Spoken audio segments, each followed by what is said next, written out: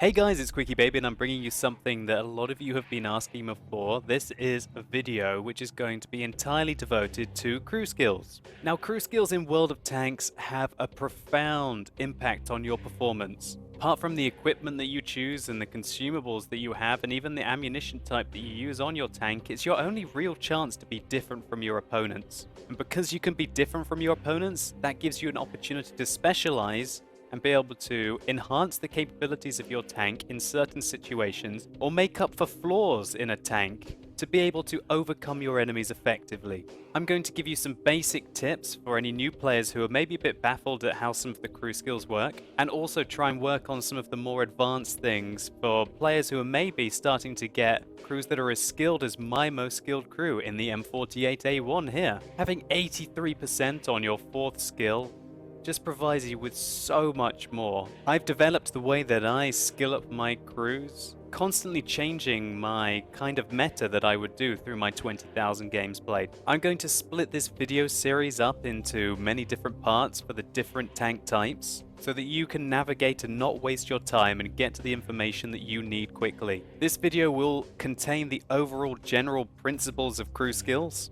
Some of the material that I do cover in this video will be a bit basic, but I want to get everyone up to speed on it, as I'm trying to develop a series that will be very useful to equally a novice player and someone who's racked up thousands of games in World of Tanks. So I'm going to immediately talk about some mistakes that are made. Here we can see a completely fresh commander with 94% base training level. Now, as you know, your commander's training level is very important because 10% of the commander's training level gets added on to your crew. As you can see here, my gunner gains 10% from my commander as a bonus. Once you've got your basic level up to 100%, you can select your common skills or your commander skills. Now, it's very important to differentiate between the common skills and the commander skills. These commander skills will be different depending on what crew member you're using. For example, our gunner gets speciality gunner skills. Well, that's a surprise. And it's the same for a driver, a radio operator, or even a loader. So we'll talk more about the specialist skills that you can get on all of your crew in a minute. I really want to highlight what they call the common skills. Now, it's very important to realize that whereas you can only have one of the special skills on any one of the crew, you can have multiple common skills across the crew. And in fact, the only way to get the maximum benefit of the common skills is to have it on each one of your crew members. As an example here, I have 5 crew members. If I was to have repairs on only one of them, then my tank would only be getting effectively 20% of the full capability of its repair speed bonus. It's the same with camouflage. If you were to have camouflage on, for example, 2 out of 5 of your crew, then you'd only be getting 40% of the possible benefit that you could get if you had camouflage on each of your crew members. Now, I'd just like to highlight that the repair skill will increase the speed that you repair your damage modules. The camouflage will reduce your tank's visibility, meaning it gets spotted only when the enemy gets closer to you. The firefighting ability will put out fires faster, but it actually has absolutely zero effect on preventing fires. Now, one thing that is interesting is Brothers in Arms, which is an ability that when you have it at 100% across all of your crew, will increase their base training level by 5%. To show you an example here on my pattern, we can see that my commander is actually 110%. Now, what that is getting is 5% from having Brothers in Arms on all of the crew, and 5% from having improved ventilation on the tank as well. Now, what's important to realize is that with this discussion that we're having on Brothers in Arms as well, it introduces a new issue that you might come across. There is a difference between regular skills and perks. Now, when you mouse over an ability, it will say if it is a skill or if it is a perk in the tooltip. This is very important to realize because perks have absolutely no benefit on your tank unless they are at 100%. So you could have 99% Brothers in Arms on one of your crew members, but 100% on the other 4 or however many rest of your crew that you have, and you will not be getting any benefit from Brothers in Arms. Brothers in Arms is a very unique ability that you have to have at 100% across all of your crew. And until you achieve that, there's no point in having it. Some of the specialist abilities that you see here are also skills and also perks. The Mentor, for example, is a skill, whereas Sixth Sense is a perk. So you could still get a benefit from Mentor at, for example, 86% up to 99%. But if you were to have 99% Sixth Sense, it would do nothing for your tank. Now, interestingly, the amount of experience that you require to get the higher and higher level skills becomes more and more difficult. It requires more experience. As an example here, this is the commander of my Tortoise tank. He's at 99% of what we would call his second skill. For him to go from his 99% to his 100%, it would require a further 11,400 experience. And you'd be forgiven for thinking that is quite a lot. In fact, taking some of the graphs here straight from the World of Tanks Wikipedia, which I fully recommend you check out, we can see the total experience required for getting 1% of your major qualification, your first, your second, and your third. So for example, to complete your third skill, to get from 99% to 100% is going to require you to get 37,500 experience. Interestingly, when you reach the next tier, you have a lovely period where you accelerate very quickly through the next skill, but then it progressively becomes harder and harder and harder and harder. What that means is it can be very useful indeed once you get over that 99% and you hit 100% because your tank will accelerate in performance very quickly until you reach about the 80% mark, and then it starts to slow down again. You could almost think of it literally as you're running uphill, it's hard, it's hard, it's hard, it's hard, it's hard, then you're over the hill, and then get to breathe for a little while again, and oh no, it's even worse this time, oh god. I breathe again, and then oh geez Louise, I'm having to get the walking poles out to be able to traverse this terrain. What this means is that realistically, unless you play thousands and thousands of games in one tank, you're never going to really have above your third or fourth skill. In fact, we can see here that going from 50% of your primary skill, i.e. a stock tank with a completely stock crew, to the 100% will require 95,000 experience. So for a skilled player who averages 1,000 experience a game, that's going to take you 95 battles. So to go from 0% to 100% of your first skill will require 210,000 experience. Now for a skilled player, that will take him 210 battles. But if he was to start from the beginning, and then reach the end of his first skill, it will take him 305 battles. To go to the end of your second skill, from 0%, it will require 420,000 experience. I think you're seeing a pattern here, guys. 420 battles. And then going from the start at 50% to 100% of your second skill is 725 battles for a skilled player. Then we're looking at 840 battles to get your third skill, 1,680 to get your fourth, and 3,361 to get your fifth. And unless you literally love one tank more than you love your own children, then you're really not going to be progressing past your fourth or fifth skill. But don't be afraid, because there are a few things that can help you achieve your goals more quickly. Firstly, Wargaming are nice people, and they often like to give us such special events such as double crew training. So if you work hard during the week and you earn some quality time with World of Tanks at the weekend, just don't tell the missus, then you can reap some of the benefits such as double crew experience. This can go as high as triple crew experience, which is a really fantastic opportunity for any of you who maybe want to go and collect your second and your third skills. If you can't play at the weekend, then don't worry, it's not the end of the world. There are still other ways to be able to accelerate more quickly. One is an ability on the commander called Mentor. Now what Mentor does is accelerates your crew experience for all of the crew except the commander. Now let's think about this just quickly. So immediately, the maximum benefit that you will get from Mentor when your commander is at 100% of the crew skill is 10% extra experience across the rest of your crew. So what that means in a tank like the Tortoise, where you do have 6 crew members, that 5 crew members are getting plus 10%. However, in a tank such as the ELC AMX, which only has 2 crew members, that means that only 1 crew is going to be getting 10% benefit. Mentor is also a tricky one because in my opinion, the commander is the crew member that gets the best skills. I feel that you're putting yourself at a disadvantage if you don't have the Sixth Sense skill, and that requires you to have 100% on your first skill as it is a perk. Also, if you check out my other videos based on the camouflage and on the repair skill, you also know how important those are. In my opinion, using Mentor is not viable after you get past your first skill, because as soon as you get past your first skill, if you don't have Sixth Sense, then in my opinion, you're doing it wrong. So QuickyBaby just completely slammed down hard on the mental skill. Well, what else can I do? Okay, well, when you've elited a tank, and eliting means when you've researched every module available on the tank, you get a special gold emblem. Wow, look at it, and it says it's an elite light tank. More importantly, the only really added benefit on this, apart from being able to convert experience off the tank, which I don't recommend to do really, unless you're trying to research new modules on tanks which are just too darn painful to play stock,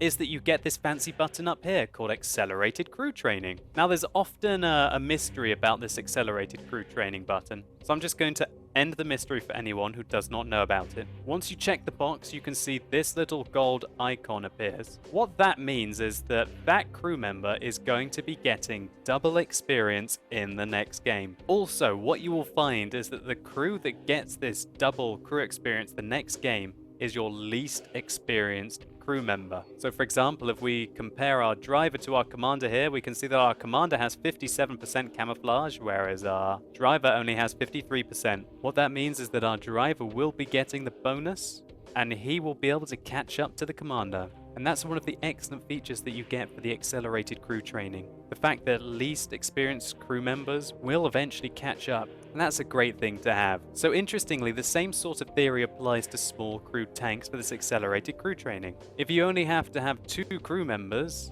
then effectively, they're each going to get doubled every other game. So accelerating crew training on the ELC AMX will actually increase the total experience that your tank crew get by 50%, i.e. one of your crew member gets 200%, one of your crew member gets 100%, you're going from 200 to 350% extra. However, going back to the tortoise, if you click that accelerated crew training, that means that only one of your 6 crew will get the double, i.e. 600% goes to 700%, and that's 16% extra total tank crew EXP. What this means is that the speed at which, for example, an ELC AMX will reach its 4th or 5th skill is much quicker than, for example, a tortoise would. However, at the end, of course, you're going to have much more crew. So, for example, this little radio operator who will not be used on the FV 215 183mm can go and be used on some other tank. What I'm trying to highlight is that even though having large crewed tanks will slow your progress, it doesn't necessarily mean that in the long run it's going to be a bad thing, because you're going to have more crew to be able to use. Of course, if you're only ever going to keep this crew on this tank, then yeah, it is going to slow you down a lot in the long run. And that's why you don't see many 4-skill crews on very large heavy tanks, and for example, tanks such as this in the Tortoise that requires 6 crew. So before I go through each of the skills individually and try and get you up to date with what they do and why they're important, the only other key thing for me to tell you is the special properties of premium tanks. Now, the special property of premium tanks that quite a surprising amount of people do not know about is the fact that they can use crew from equal classes of tanks of equal nations without penalty. So here's an example. I want to put a commander in my KV4. Now, while I'm able to use my KV4 commander, if for some reason I wanted to use my IS3 commander, the crew would get a penalty. Now, the penalty for using a same class of crew in the tank is 25%. So this commander would lose 25% of his crew skill. Now, this is even worse, for example, if I put my ISU 152 crew member in this tank, because it's taking a tank destroyer crew and putting it in a heavy tank. The penalty that this gentleman will get will be 50%. However, if I take that IS3 crew member and put him in my KV5, which is a Russian heavy premium tank, he gets absolutely no penalty. Now, without going into detail, everyone knows that premium tanks make bonus credits. And what this means is that you can use crew from different tanks while you're making money. As an example, I like to put in my IS3 crew into my KV5, along with also taking a couple of crew from my KV1S. And what that means is that I get all the benefits from having brothers in arms on all of my crew, and they all get trained up fairly quickly, while I make the bonus credits that the premium tanks do. Now I'm going to go over all the different crew skills that are specific to the 5 different crew types: the commander, the gunner, the driver, the radio operator, and the loader. Now, apart from taking the common skills, which I went over earlier, the commander can take mentor, which I've covered. He can take recon, which at 100% will increase your tank's view range by 2%. Jack of all trades allows the commander to replace crew that have been injured in the fight. If the commander is replacing one crew, he's able to perform 50% of the role that he does while he's alive. And if he's replacing two crew, then he's able to do only 25% of that crew member as if he was alive. Eagle Eye will allow your commander to identify critically damaged modules on targeted vehicles. What you'll have to do is put your reticule over the enemy tank and it will tell you what modules on the enemy tank are damaged or destroyed. Then we have Sixth Sense. This is by far the most useful skill in the game. What will happen is that 3 seconds after you have been seen by the enemy, your commander will have an epiphany. That's right, exactly 3 seconds after the event, where he will suddenly realize that he has been spotted, and he will alert you with a big flashing light bulb. Or if you've downloaded my mod pack, a big fat ugly QuickyBaby face will appear on your screen. Now the reason why this is the most important skill is because it just allows you so much benefit. One, if you've been spotted, you generally won't stay, for example, in that bush. You're going to pull back. Two, if you get spotted, you can tell if there are enemies who are unseen, but you can generally pinpoint where they're likely to be. Oh, I'm going through the forest on Moravanka. I've been spotted. It's quite likely that there's a tank destroyer just ahead of me, maybe 50 meters in the trees. One of the most powerful uses of Sixth Sense is coming around corners. You poke out, you pull back, before even Sixth Sense would have gone off. Literally, you go out for a second and you pull back. Then, if your Sixth Sense pings, that means, wow, it's definitely not a good idea to go down there. However, if it doesn't go off, then you can go back out and pretty much know that you're going to be able to go down that alleyway without receiving a hell of a lot of fire. Now let's look at the specialty gunner skills. There's Designated Target. This is a perk that means that any tanks that you have within a very thin view range of your reticule will stay revealed for 2 extra seconds compared to what they would do if you didn't have this perk. This still means that you need to be aiming at the tank that you want to keep designated with this perk, or it will not have any effect. What this means is that this ability isn't really going to have much effect if you just want to go and poke over a ridgeline as a scout and then pull back and not focus on mousing over an enemy target. However, it'll be a lot more useful if, for example, you poke over there into a bush, you spot a few enemy tanks without being detected, and then you keep your gun moused over the target. Even if he pulls back behind the ridge, he's going to be spotted for 2 extra seconds for your team. And this does work for artillery. Those 2 extra seconds can give your artillery, for example, the extra time that they need to be able to pinpoint the target and put the shot in. And so for a scout or a medium tank who really wants to be able to designate targets through scouting, this can be an invaluable asset. And I've recently started using it on my Type 64 crew. Armor is an ability which is probably best suited to tank destroyers and some heavy tanks that like to get shot in the mantler a lot. It improves the accuracy that your gunner can have even if the gun is damaged. We all know just how frustrating it can be to have a damaged gun after you've already used your repair kit, and that's what this armorer skill is for. The amount that this actually physically reduces the penalty by is 20% when you reach 100% of this skill. Then there's Deadeye. This is a perk that increases your chance to cause damage to enemy modules and crew by 3%. It is effective, however, only with APCR and heat round. So don't think that you're going to be able to HE splash the enemy with your artillery and have any effect using Deadeye. Next, there's Snapshot, an ability which will reduce the penalty that you receive through traversing your turret by 7.5% on your accuracy. Next, let's look at Controlled Impact. This increases the damage that you'll do during collisions to the enemy and reduce the damage that you take. The effect is of 15%, and this can be huge on tanks, for example, such as the KV-5 or the E50. Next, there's Off-Road Driving. Off-Road Driving decreases the penalty that you will have of your tank being able to both accelerate and traverse on soft terrain by 10%, medium terrain by 2.5%, but it will have no effect on hard terrain, such as concrete or asphalt. Smooth Ride is for all of you tankers who like to shoot on the move, and it will decrease the penalty that you get from shooting on the move by 4%. Preventative Maintenance is a perk that can reduce your chance of fire from engine damage by 25%. Now this is a huge perk for some front-mounted engine tanks such as the E75 or the E100. Clutch Braking is a skill which increases your traverse speed of your tank by 5%. Next, we're looking at the Radio Operator. Situational Awareness can increase your view range by 3%.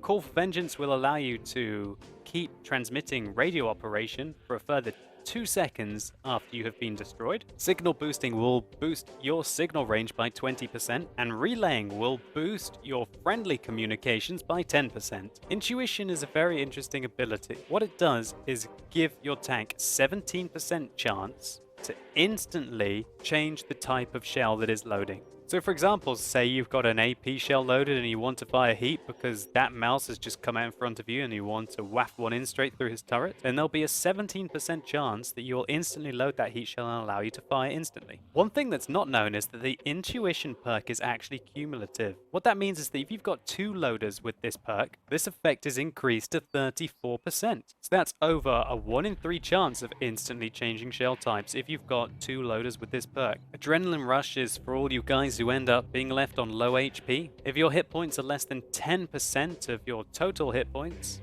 then it effectively adds a gun rammer to your tank and you will load shells 10% more quickly. However, don't try getting this perk on both of your loaders if you do have 2 in your tank, as its effects are not cumulative.